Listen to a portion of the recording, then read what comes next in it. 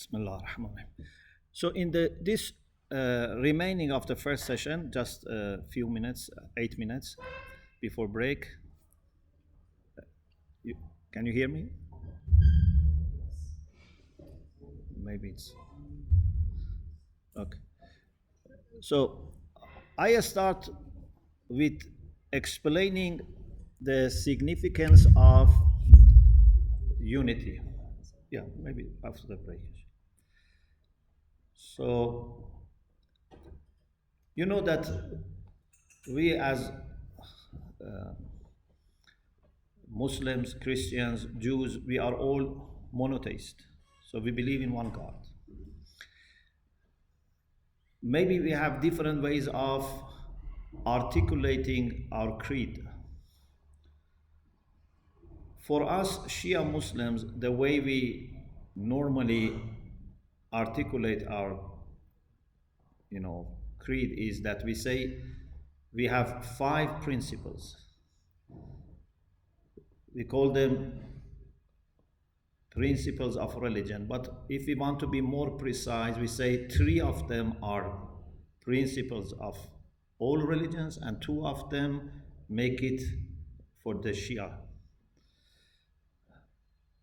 The first principle is Tawheed, unity of God.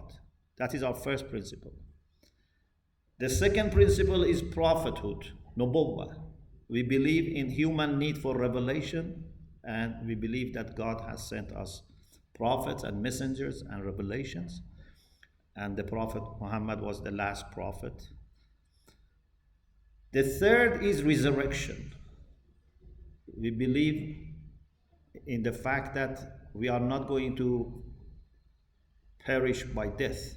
Death is just entering into the greater world. And we will be resurrected. We will be accountable for what we have done. There would be hell and heaven. So these 3, we as Muslims believe that were part of the teaching of, or the central part of teaching of all prophets and messengers. All godly leaders called people to unity of God and resurrection, and the way to connect to God and understand what to do for resurrection is through prophethood.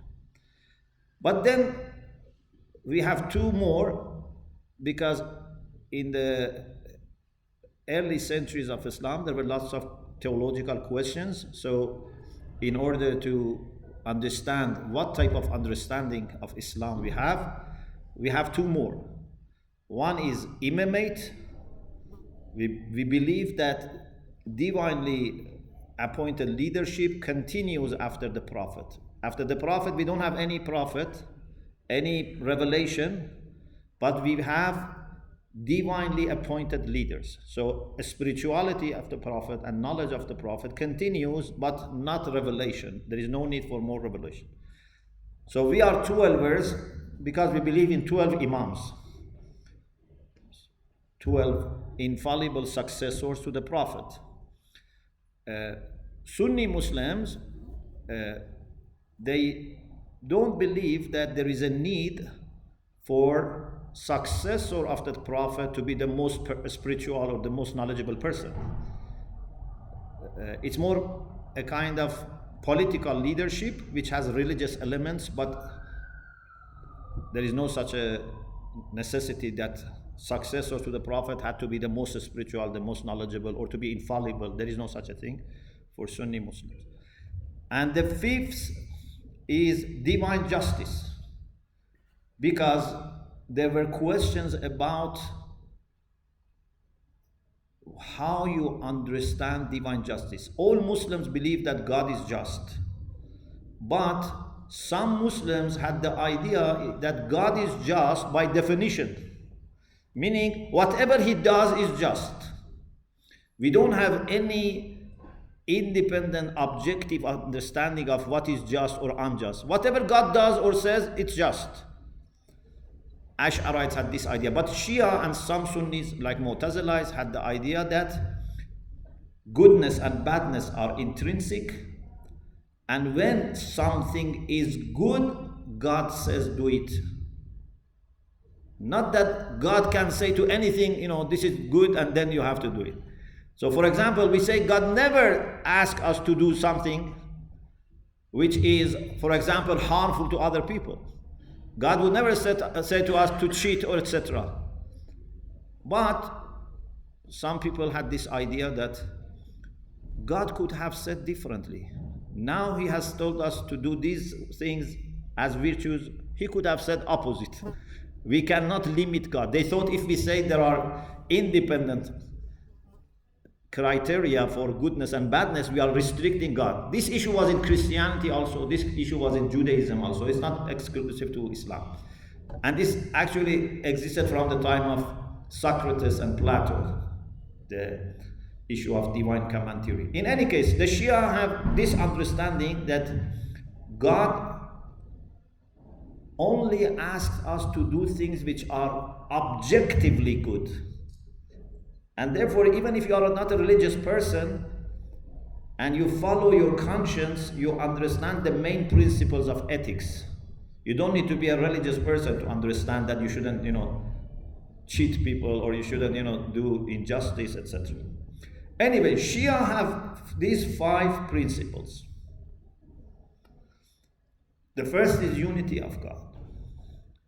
But when we study these 5, we realize that unity of God is not just one of the 5 principles. Unity of God is the most fundamental principle, or even more, unity of God is the principle of the principles.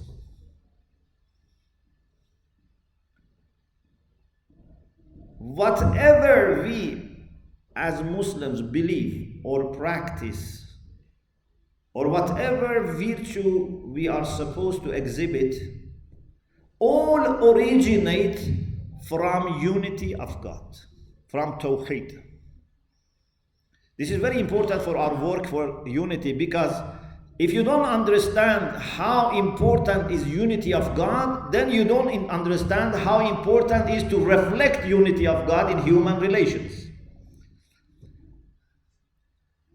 Prophet Muhammad, peace be upon him, when he was calling people towards God, he was fully conscious of many problems in that society. We call that age before Islam the age of ignorance, Asrul Jahiliyyah. And ignorance here doesn't mean that they were uneducated only. No. In Arabic, jahl means not to know or not to act wisely. So jahl many times is opposite to intellect. So that society had lots of problems. Killing, looting, idol worshipping, adultery, lots of problems were in that society.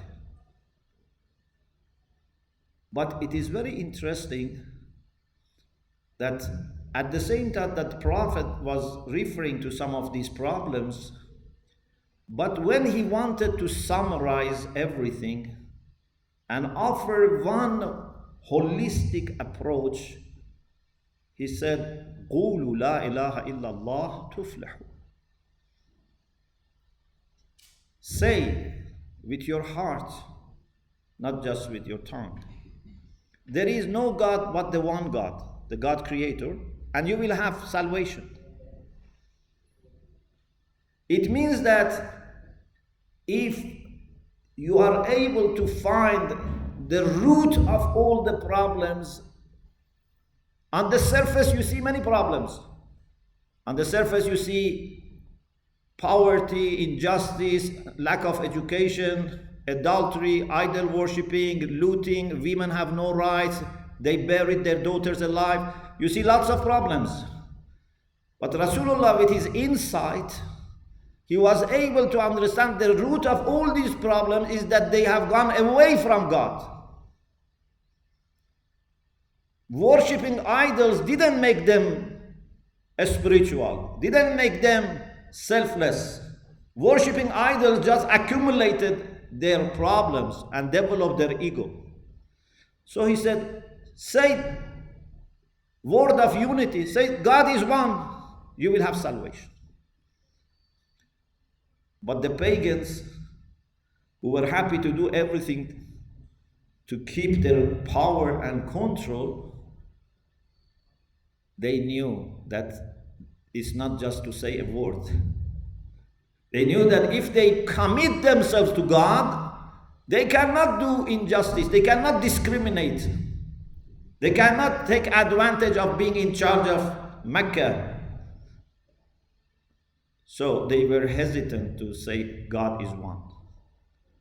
Although deep in their heart they knew that God is one, because the Quran says, if you ask these pagans, لَإِن سَأَلْتَهُمْ مَنْ خَلَقَ السَّمَاوَاتِ وَالْأَرْضِ لَيَقُولُنَّ اللَّهِ. If you ask them who created the skies and the earth, they wouldn't say the idols.